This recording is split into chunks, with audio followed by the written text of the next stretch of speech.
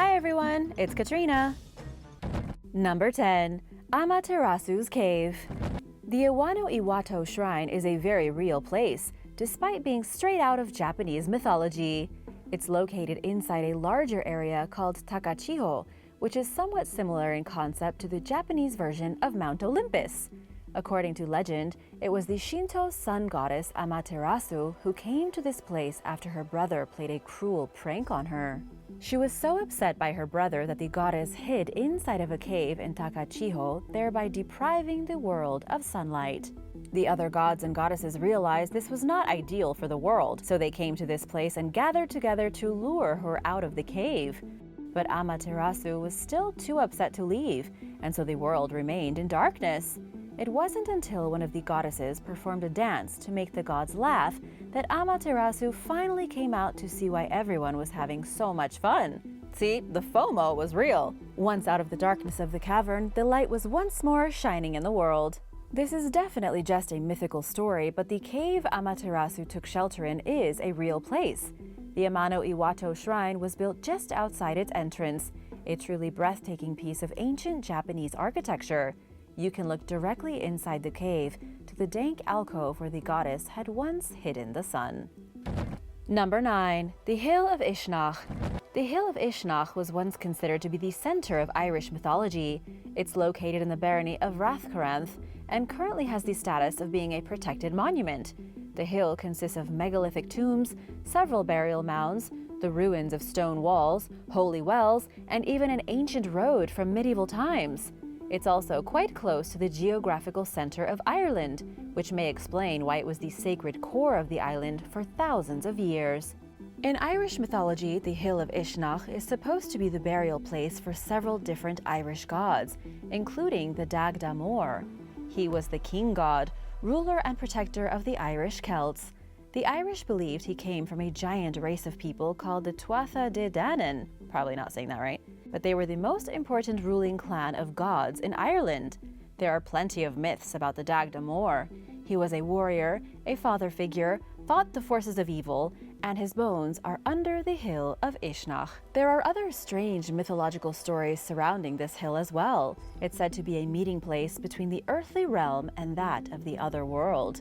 There was supposedly a sacred fire that blazed on its peak for 7 years, and once, long ago, there was a great hailstorm over the hill, which created the 12 great rivers of Ireland. No matter where you look in Irish mythology, the Hill of Ishnak is going to be mentioned somewhere, and this incredible mythological location is one you can actually visit today in the real world. Number 8. Sodom and Gomorrah. When archaeologists were looking through the ruins of a town from the Bronze Age called Tal el-Hammam, they discovered something unbelievable.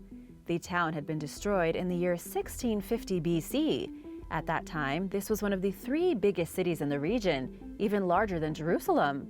It had mud brick buildings over 5 stories tall, temples, places of learning. It was a true metropolis. But what archaeologists were stumped about was the fact that it seemed to have been completely melted by fire in a single day. It didn't look like the destruction seen through warfare, but by some kind of cataclysmic event. It's now believed Tal el-Hammam was destroyed by a fireball from the sky. An exploding space rock fell upon the city with the force of 1,000 atomic bombs, likely inspiring the mythical story of Sodom and Gomorrah. The city of Sodom and Gomorrah is mentioned in the book of Genesis as a place of great sin.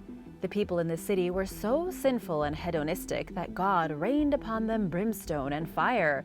The Bible literally describes fire and sulfur coming from heaven and destroying the city in a great blazing inferno. And scientists can confirm that this really did happen.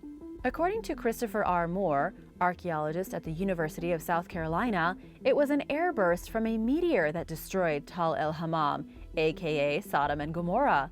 It likely exploded about 2.5 miles above the tops of the buildings, creating a blast force 1,000 times more powerful than the atomic bomb dropped on Hiroshima. The air temperature rose to 3,600 degrees Fahrenheit. People's clothing burst into flames. Wood was scorched and turned to ash. Swords and pottery melted. Then a shock wave ripped through the city at over 740 miles per hour, reducing every man-made structure to a pile of rubble. The ancient people who learned what happened here were so shocked, the only way they could make sense of the devastation was by attributing it to an angry act of God. Number 7. The Killing Stone. The Seshoseki is a stone from ancient Japanese mythology. It's also known as the Killing Stone. Legend has it that anyone who touches the stone will die immediately. The reason for the deadly quality of the stone?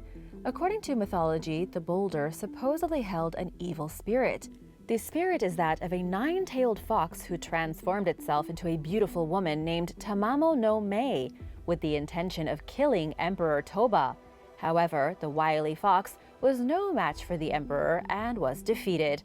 Upon its defeat, the evil fox was put into the stone and dropped on a volcanic mountain. And there the stone has stayed for centuries. It was even registered as a historical site in 1957. But in 2022, something unthinkable happened. Visitors to the popular site were stupefied to see that the Killing Stone had split in half. Yes, the legendary stone containing the spirit of the 9-tailed fox broke apart, releasing the evil spirit back into the world.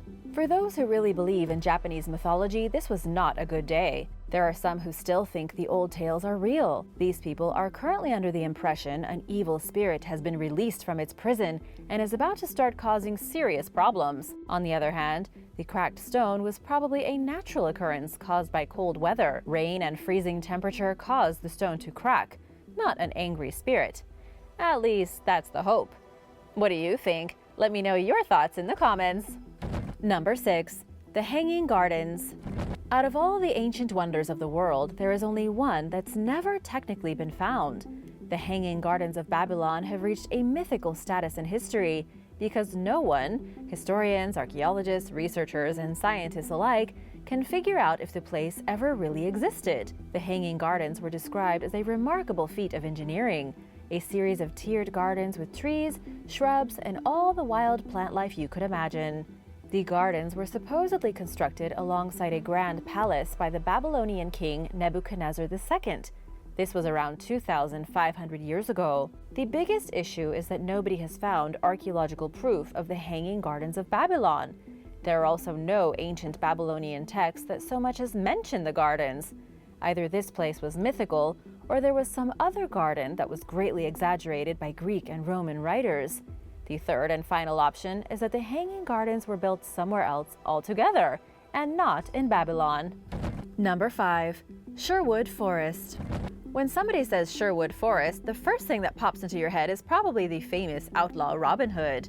But what you may not know is that Sherwood Forest is a very real place in England. The existence of Robin Hood is highly debatable, but there is no arguing Sherwood Forest is a real and very magical place. So who was Robin Hood? The truth is that Robin Hood was a common nickname given to any petty criminal starting around the 13th century. There were probably men just like Robin Hood who lived in the forest, hiding from the king and his court. They were definitely criminals, and the peasants probably did look up to them. But nobody thinks there was one real Robin Hood. Instead, the name first appears in a poem in 1377, then gets blown out of proportion in 1521 by Scottish historian John Mayer. From then on, Robin Hood was the medieval Batman. As for Sherwood Forest, its history goes back to the days of prehistoric hunters. Flint tools have been found belonging to Stone Age people. Farmers cropped up in the Iron Age, and the Romans crept into the forest in the early part of the Common Era. It was once the biggest forest in England, with 100,000 acres in the 1200s. This was during the rumors of Robin Hood, when real thieves lived in the woods and attacked travelers.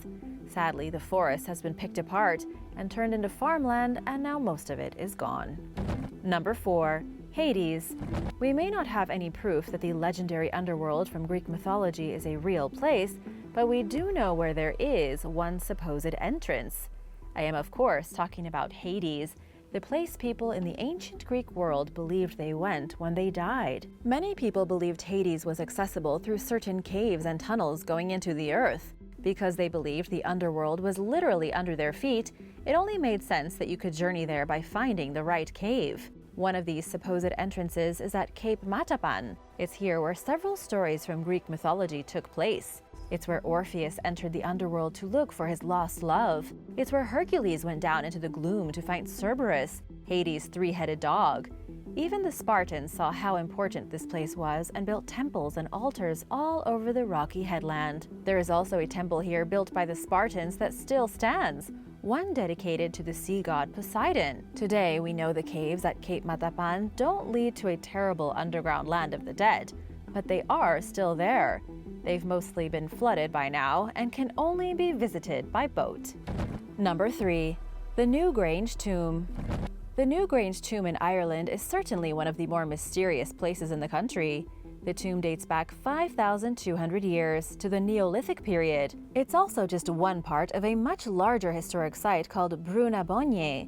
Together, there are 3 major tombs spread across the area: Knowth, Dowth, and Newgrange.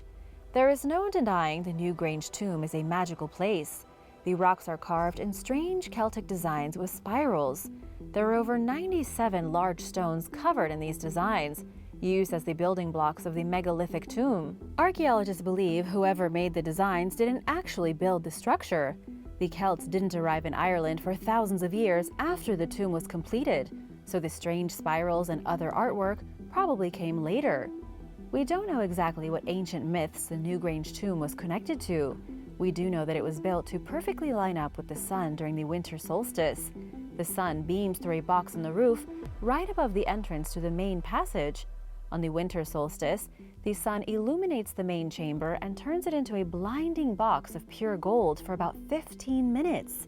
All these thousands of years later, people still travel to the tomb every year just to experience it. Number 2. The Fountain of Youth.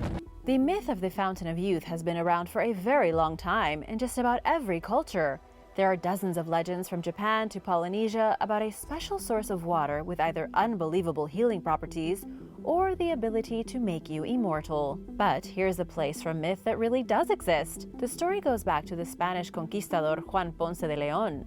He heard rumors of a magical fountain and a rejuvenating river north of Cuba. This was around the second voyage of Christopher Columbus to the New World in 1493. But it wasn't until after his death that the stories of him and the Fountain of Youth began being told throughout the empire. In 1535, there was a rumor that Ponce de León was seeking the fountain to cure his impotence. There are no historical records that show Ponce de León ever discovering the Fountain of Youth. There aren't even any records of him arriving in St. Augustine, Florida. Most historians think he landed about 60 miles south and missed it altogether. Nonetheless, the St. Augustine Fountain of Youth is a very real place. There is a natural spring here that people still believe magically gives them a youthful appearance. Rumor says that Ponce de León was the first European to drink from the spring. It's probably not true, but either way, it's been a source of alleged healing for Europeans and their descendants for 500 years. Number 1. The Gates of Guinea. If you've ever wondered where the mythical gate to the voodoo underworld is, you're in for a treat. Legend has it that there are 7 gates throughout the New Orleans French Quarter, all leading to the land of the dead, known as Guinea. In voodoo teachings, the souls of the dead reside in this dark underworld. It's not a place of misery and torture, but more like a murky plane of purgatory. Spirits must wade through this purgatory before they are eventually reunited with their ancestors. The voodoo underworld is ruled by Baron Samedi, a skeleton in a top hat. For voodoo practitioners in America, these gates are in New Orleans, scattered at various points along Canal Street in cemeteries. One of them is supposedly hidden within the St. Louis Cemetery, another in the Greenwood Cemetery, one in the Cypress Grove Cemetery, and another in the St. Patrick Cemetery. Have you ever been to New Orleans? Did you see these gates? Let me know in the comments below. Thanks for watching! What's your favorite ancient mythological place that actually exists? Let me know in the comments below, and remember to hit that subscribe button if you haven't already. See you soon for more videos like these. Bye!